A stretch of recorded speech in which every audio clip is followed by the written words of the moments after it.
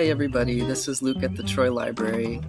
I thought I'd just talk a little bit about some of the things I've been reading, watching, listening to these days where we haven't been able to go to the library.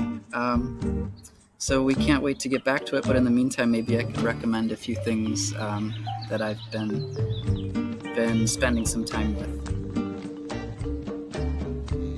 One of my favorite writers is Annie Dillard. She's written a lot of books. She's won a lot of awards. I think I'll just talk about maybe 2 or 3 of them here and sort of give you an idea of what she's all about and sort of encourage you to check her out, 'cause she's great. Probably her most famous book is called Pilgrim at Tinker Creek. Came out in 1974. She wrote it when she was in her late 20s, I think. Won the Pulitzer Prize. Just an amazing book about awareness and learning how to see nature and religion and consciousness. Incredible book. I can't recommend it enough. One of her more difficult books, but maybe my favorite, is called Holy the Fern. It deals with sort of the idea of violence and cruelty and death in the world sort of coexisting with religion and the idea of a creator. It's tough, but it's well worth the read, and it's very short, maybe about 100 pages. One of her later books is called For the Time Being. It deals with the idea of time and eternity and talks a lot about sort of miracle and tragedy. There's a beautiful passage about there's a couple great passages about sand and geology in there, which I love. Maybe a good book to start with if you're not familiar with her. It's very, very nice. Okay, so I thought I'd just talk about a couple other things real quickly. They're not books, maybe not necessarily library related, but maybe library adjacent. Just a couple quick things that I've been really into these days, and maybe you'll like them.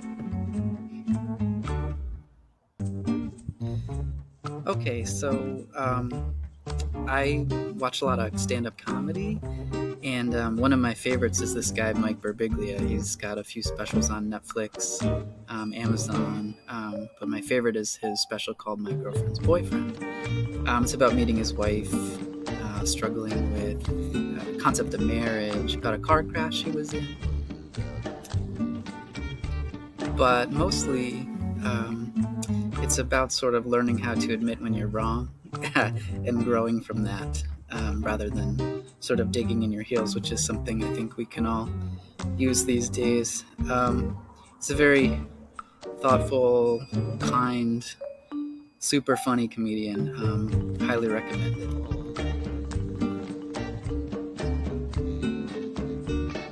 Phoebe Bridgers is a singer that I'm sort of just getting into now, being at home so long, sort of listening to a lot of music. She had an album called Stranger in the Alps come out a few years ago, but it's sort of having a moment now. It's just these very heartbreaking, gentle songs. There's one in particular called Scott Street that just super good. It's sort of just make you so sad and then somehow make you feel even happier at the end, happier than before you started listening. So it's wonderful. And I guess the last thing I'll talk about, I know everyone's watching Tiger King on Netflix. I'm going to go ahead and say you can skip it. This thing, there are no heroes here. There are no good guys. You're just going to want those 7 hours of your life back. So I'd like to give you permission to skip it and just do something else. Anything else would be fine. And I guess I'll finish with one of my favorite quotes from Annie Dillard. She says, how we spend our days is, of course, how we spend our lives. strikes me as very relevant these days. We find ourselves with a lot of free time that we're not used to having.